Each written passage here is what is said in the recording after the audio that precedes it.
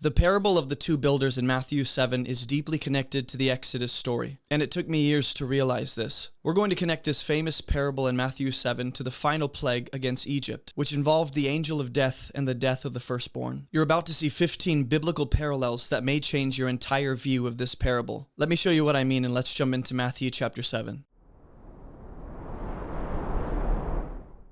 I want to start by reading Matthew chapter 7. This is the final parable in the Sermon on the Mount. This is how Jesus ends the whole sermon. Everyone then who hears these words of mine and does them will be like a wise man who built his house on the rock. And the rain fell and the floods came and the winds blew and beat on that house, but it didn't fall, because it had been founded on the rock. And everyone who hears these words of mine and does not do them will be like a foolish man who built his house on the sand. And the difference with this man and his house is that the rain fell, the floods came, and the winds blew and beat against that house, and it fell. And great was the fall of it. Now, I did a recent video just explaining how Matthew chapter 7, I think, parallels the Exodus story. And there were some people who disagreed with my conclusions. So I hope that this will make it very clear that I think the scripture is intentionally, Jesus specifically, is intentionally linking this Sermon on the Mount to the nation of Israel and linking it back to the Exodus for a number of reasons, okay? And so I just want to make the case. You're going to see several categories here. This is going to give us the number of the parallel. There's 14 of them. This is the theme of the parallel, impending judgment. We'll start with that, the shared insight. And then Matthew chapter 7. We usually read Matthew chapter 7 as like referring to each individual human's responsibility to build their life on Jesus and trust his words. And while I do believe that's true and accurate, we forget about the national responsibility on the part of Israel. Jesus is not just talking to individuals or households or tribes, but the entire nation as a whole, that ethnic people. They have an opportunity to build their nation on the cornerstone that God has brought from heaven, like in Daniel's vision, that kingdom that crushes all, Jesus, or they can reject Jesus, just like Jesus will say in Matthew 21, they rejected the cornerstone. So you're going to see the parallel here with Exodus, so I'll show you what I mean. The first parallel you're going to see with Matthew 7 in mind is there is an impending judgment. That's pretty obvious. So, for instance, the judgment comes on everyone, but only some will stand while others fall in the judgment. And that's a consistent theme throughout the New Testament. In Matthew 7, it's no different. The storm comes to both houses. There is no house that escapes the floodwaters, but only one is destroyed while the other stands. It depends on what you do with Jesus, his words, and him as the eternal word of God from heaven. Exodus 11 and 12, that being the final plague against Egypt, if you count the Red Sea crossing where the waters come crashing in upon the Egyptian armies, if you count that as the final plague, that's fine. But in this kind of final plague against the nation people, the angel of death goes through all of Egypt, right? Remember that all of Egypt is going to be visited in some way or another with the angel of death passing through, but he's only going to go visit the specific houses that don't have the blood covering the doorpost. And so if you remember, God gives instructions to Israel, and he says, here's how you escape the judgment that's coming upon this people through the angel of death. At midnight, there won't be a single house, that has no death of the firstborn, unless your house is covered by the blood provided through this Passover lamb. Points us to Jesus. Well, there's a parallel in the nation of Israel in particular, not just the individual person across human history, but the nation. God will bring judgment upon the entire nation, wrath against that nation through the Roman armies in AD 70, when God destroys the temple and Jerusalem as a sign against that generation. Because remember, they yelled out, crucify him, let his blood, Jesus' blood, be upon us and our children. Well, God answers that. And that generation, like Jesus says, will be held responsible for all the righteous blood shed from Abel down to Zechariah. There's all these statements throughout the Gospels, specifically Matthew's Gospel, about the nation of Israel's responsibility to turn and repent and believe and get with God's program. Otherwise, there is judgment on the horizon, and it ends up coming because the people reject the truth, the word, the salvation of God, that being Jesus. Here's the second parallel. We'll fly through these. The first one was more just setting the tone for how this works. there's a safety provided through obedience. So, thinking about how the builders in Matthew chapter 7, the wise builder who obeys Jesus' words, they're saved from the destruction and the flood through their trust and faith. In that sense, they metaphorically build their life on the words of Jesus. In Exodus 11 and 12, it's no different. The Israelites are saved from the wrath coming through in the angel of death with the blood that they put on their doorpost. So that lamb's blood brings them safety. They're spared, and that house is marked as set apart from the other houses. They don't experience the death of the firstborn. Well, when it comes to the context of the nation of Israel, the house of Israel entirely, and very consistently throughout Matthew's gospel and the gospels in general, Israel will be found referred to as the house of Israel. Same with the Old Testament. So the house of Israel has a national responsibility and a chance to trust in the Messiah, turn back to God like John the Baptist said to do, and to be saved from the wrath that is coming if they do not. And there's all these parables throughout Matthew's gospel about the judgment or the wrath that is coming. The parable of the wedding feast, the parable of the vineyard tenants, just to name a couple. The third parallel is that there are two possible responses, right? There's this personal choice that will cause their future experience. So for the builders in Matthew 7, what you do with Jesus' words will determine your future, right? Same with Israel. Israel's faced with the choice to reject or receive Jesus, the true Passover lamb. Well, in Exodus, each house has an opportunity to receive or reject God's instructions, his word. You can obey it or you can disobey. And what you do with his word will determine your future experience, whether the angel of death comes into your house or not. There is the fourth parallel, that being the literal house analogy. So a home results in or equates to personal and corporate decision. So in Matthew chapter 7, the house being built, that's a person or even a nation's, that represents their spiritual condition that comes through and shines in their choice. What they do with Jesus' words represents their heart condition or reveals that. Same with Exodus 11 and 12. The houses, the individual households of the Israelites in Egypt, they each represent a family and a decision to obey or not. And you get to Matthew's gospel, Matthew 10, the disciples are sent out to bring peace upon houses in the villages Jesus will come and visit. Well, if they reject that peace, the disciples bring back their peace, wipe the dust off their feet against that town or household, and judgment will come against that place, like Jesus says. So when it comes to the national responsibility, Israel and their leaders, they will end up rejecting Jesus, the cornerstone. They'll choose their own foundation, and they'll end up bringing national collapse through the Roman armies. That destruction comes in AD 70. It culminates at the end of the Jewish wars with absolute devastation. So the temple in Jerusalem, you can either equate the house of Israel to the nation itself, or the house of Israel can be represented by the temple in Jerusalem, which is the icon of the nation, their spiritual condition, and their religious system. The fifth parallel is that the action actually precedes judgment. So there's a timing of faith in all these stories.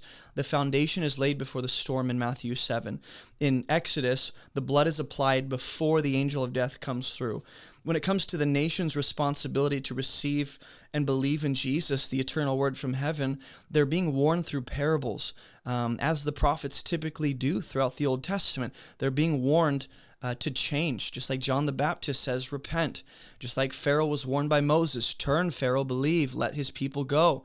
And so the warning comes before the judgment. Action precedes judgment. Also, the nature of faith is the sixth biblical parallel. There is a trust required of faith. The wise man trusts the foundation of the rock to sustain him. That's why he builds his life on the rock, that being Jesus' words. Now in Exodus 11 and 12, the Israelites have to trust in God's word and the sacrifice that God has commanded to protect them. They have to actually trust that that will do something for them, that blood will be a kind of shield that God recognizes and has commissioned them to hide behind. There's this safe space theme. And then in Matthew chapter, I forget where it is, Matthew 10, Matthew 12 through 14, Matthew 23, the house of Israel needs to trust in the cornerstone of their house. Otherwise, their house is in danger of collapsing because they'll be found building something that God is not in. He's building something new. That being the new covenant in Christ. The seventh parallel is the suddenness of the judgment or storm. So we see throughout the scriptures, God's judgment is swift. You know, in Matthew 7, the storm is described as kind of violent and sudden. The floodwaters and the winds came.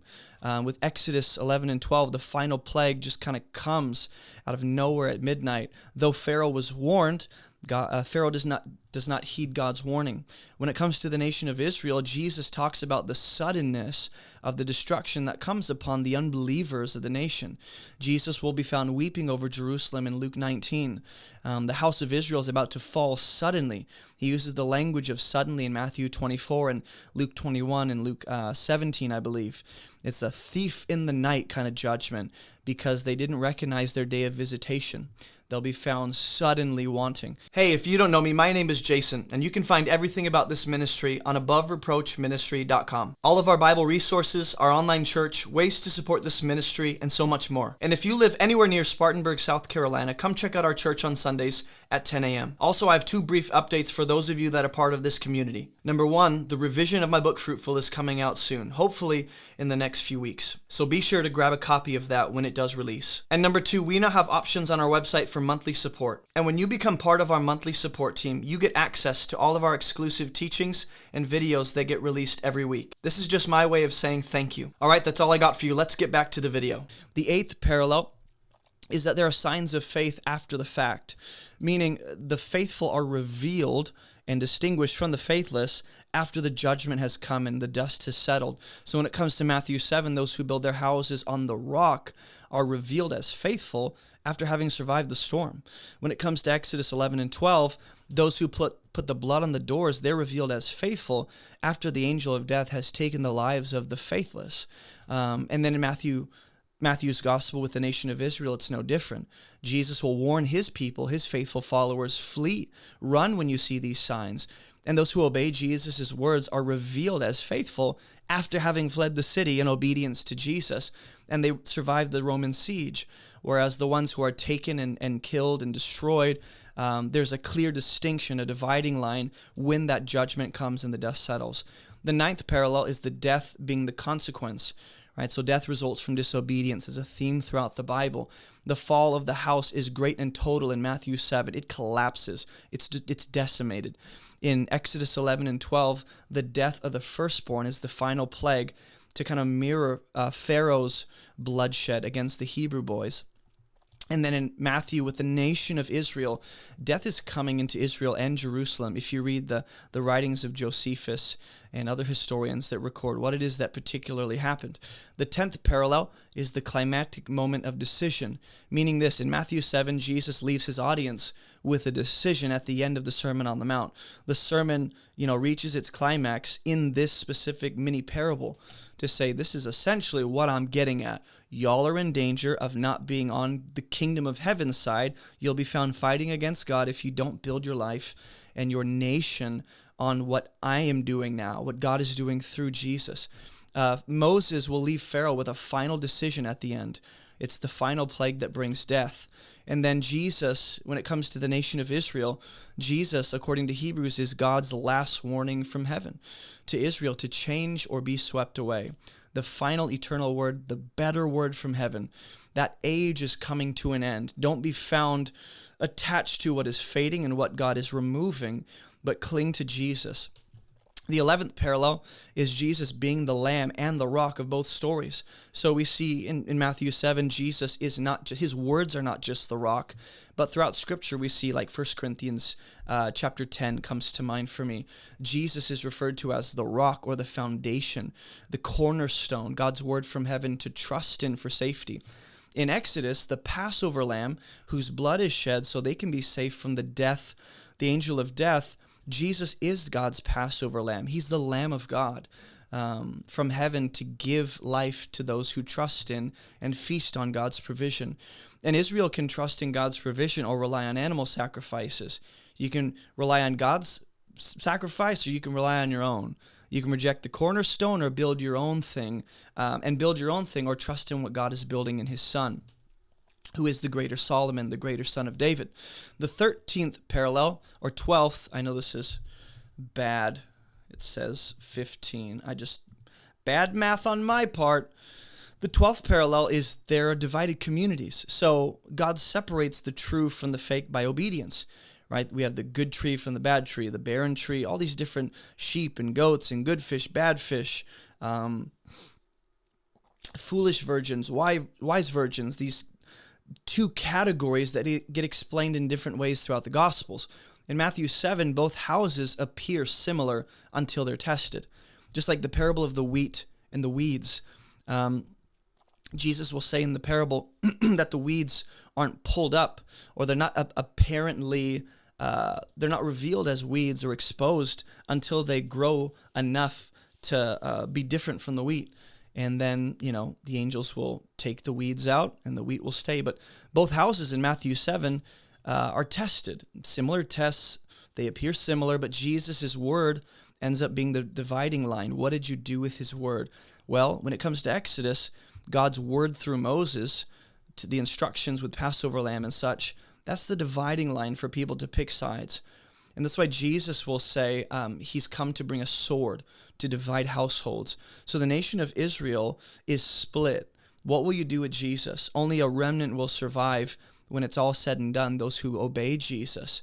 Just as only the obedient households were spared in the Exodus plague, Jesus says he comes to divide. Not divine, he's not some diviner, with a sword. The 13th parallel is the tool of judgment. So God has different methods of judgment. In the Matthew 7 parable, the storm is the method of judgment. In Exodus 11, it's the angel of death that reveals God's chosen people from those who are not. In AD 70, the Roman armies are his tool and his instrument of judgment, just as the destroyer acted in Egypt. But now it's as if Israel has become the new Egypt, the rebel against God, that rebel nation built on violence and disobedience and rebellion. Yeah, God is coming against them. And then the last parallel is this kind of new beginning. So we have the new versus the old throughout the Gospels, new wineskins, new cloth kind of thing, or new garment. The house in Matthew chapter 7 still stands after the storm. And it's able to be part of the post-flood kind of world, to use the Noah language and the flood story of Noah's day. It's that idea of that's what survives, and they last into the new world. Well, when it comes to the Passover lamb and the final plague against Egypt, Israel leaves Egypt the next morning, and they're a part of the new thing God is doing as he's moving them into the promised land. And then when it comes to the nation of Israel and the generation of Jesus' day, that the nation can choose to be a part of God's redemption plan moving forward, or they can get stuck in the past and the old world that's about to be, to use the language of the flood story, it's about to be washed away and swept away, and it's going to be replaced with the eternal kingdom. So if that is not clear, I don't know how else to be clear. That, to me, it's pretty clear that there are some obvious allusions to the Exodus story. I'd love to know your thoughts. And hey, if you would like this specific spreadsheet that I used, you can access that on our website. It's free to our monthly supporters. As a monthly supporter, you get access to all of our different biblical parallel spreadsheets, all of my sermon notes, the exclusive video content we release throughout the weeks, as well as the online courses that we have. Just my way of saying thank you to you monthly supporters. And if you haven't become a monthly supporter, help us. Really, this ministry is run by God primarily, but he supplies what we need through his people. So thank you guys for supporting if you already do. And if you're thinking about it, bless you. Like this video, share it with those who want to know how to read the Bible. And if I need to do a follow-up, I will. My job is just to be clear, deliver the information as led by the Spirit, and just let you guys think through these things. Study this out, prayerfully meditate on these scriptures and see if these things are so, like good Bereans, all right? And I'll see you guys in the next video. Hey, don't forget to like this video and subscribe for more biblical content just like this. We have hundreds of videos, but you might be most interested in these ones right here. Also, visit our website for all of our free resources and classes. And thank you so much for partnering with us financially to make this ministry even possible. Keep moving towards Jesus, and I'll see you in the next video.